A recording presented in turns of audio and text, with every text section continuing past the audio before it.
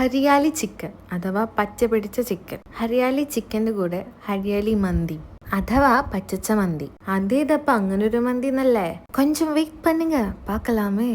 ആദ്യം നമുക്ക് ഹരിയാലി ചിക്കൻ ഉണ്ടാക്കാം. അതിന് വേണ്ടിയിട്ട് ആവശ്യത്തിന് പുതിനില, മല്ലിയില, ഇഞ്ചി, വെളുത്തുള്ളി, പച്ചമുളക് ഇതെല്ലാം നല്ല പേസ്റ്റ് കണക്ക് അരച്ചെടുത്തിട്ട് ഇതിലേക്ക് പുളി കുറഞ്ഞ തൈര്, മഞ്ഞൾപ്പൊടി, കുരുമുളക് പൊടി, മല്ലിപ്പൊടി, ഗരം മസാല, ചെറുജീരകത്തിൻ്റെ പൊടി, ആവശ്യത്തിന് ഉപ്പ്, ലെമൺ ജ്യൂസ് എല്ലാം കൂടി ചേർത്ത് നന്നായിട്ട് മിക്സ് ചെയ്തെടുക്കുക. നമ്മൾ ഏതാണ്ട് 3 കിലോനോളം ചിക്കനാണ് കേട്ടോ കുക്ക് ചെയ്യുന്നത്.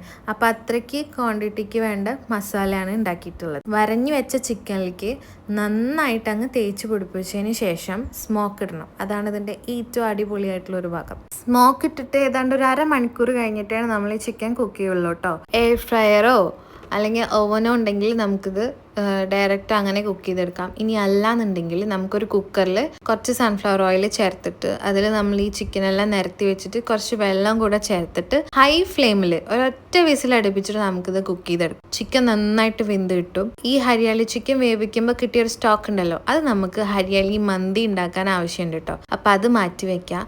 ഇനി ഓയിലും ബട്ടറും ചേർത്തിട്ട് നമ്മൾ ഹരിയാലി ചിക്കൻ വേവിച്ചത് ഫ്രൈ ചെയ്തെടുക്കുക. ഹൈ ഫ്ലെയിമിൽ തന്നെ വെച്ച് ഫ്രൈ ചെയ്തെടുക്കുക കേട്ടോ. ഫ്രൈ ചെയ്യണതിൻ്റെ ഇടയ്ക്കിടയ്ക്ക് നമ്മളിങ്ങനെ ബട്ടറും അതുപോലെ ഇതിന് നേരത്തെ ഉണ്ടാക്കി വെച്ച ആ മിക്സില്ലേ അതും നമ്മളിങ്ങനെ ഇടയ്ക്കിടയ്ക്ക് ഇതിന് ഇങ്ങനെ തേച്ച് കൊടുത്തിട്ട് വീണ്ടും ഇങ്ങനെ തിരിച്ചും മറിച്ചും നമ്മളിങ്ങനെ ഫ്രൈ ചെയ്തെടുത്ത് കഴിഞ്ഞാൽ മസാല മൊത്തം അതിലേക്ക് പിടിച്ച് കിട്ടും. അങ്ങനെ നമ്മൾ ഹരിയാലി ചിക്കൻ സെറ്റ് ആയിട്ടുണ്ട്. ഇനി ഹരിയാലി മന്തി ഉണ്ടാക്കാം. ഏതാണ്ട് 4 കപ്പ് റൈസ് വെച്ചിട്ടാണ് നമ്മൾ മന്തി ഉണ്ടാക്കുന്നത്. ഓയിലും ബട്ടറും ചേർത്തിട്ടുണ്ട്. അതിലേക്ക് ആവശ്യത്തിന് പച്ചമുളക്, ഒരു വലിയ സവോള കട്ട് ചെയ്തത്, ഒരു ക്യാപ്സിക്കം എല്ലാം കൂടെ ഒന്ന് മൂപ്പിച്ചെടുത്തിട്ട് അതിലേക്ക് ഒരു തക്കാളി, 1.5 ടേബിൾ സ്പൂണോളം ജിഞ്ചർ ഗാർലിക് പേസ്റ്റും കൂടെ ചേർത്തിട്ട് ആ പച്ചമണം മാറി വരുമ്പോൾ അതിലേക്ക് ഓൾ സ്പൈസസും 3 മാഗി ചിക്കൻ ക്യൂബും കൂടെ ചേർത്തിട്ട് സോക്ക് ചെയ്ത റൈസ് ആവേറ്റ് ഏതാണ്ട് 1.25 കപ്പ് വെള്ളം കണക്കിൽ വെള്ളവും അതുപോലെ നേരത്തെ മാറ്റി വെച്ച സ്റ്റോക്കും കൂടെ അളന്ന് ചേർത്തിട്ടുണ്ട്. സ്റ്റോക്ക് ചേർക്കുന്നതിൻ്റെ വീഡിയോ ഇതിൽ പെട്ടില്ല കേട്ടോ. നന്നായിട്ട് തിളച്ച് വന്നതിന് ശേഷം മാത്രം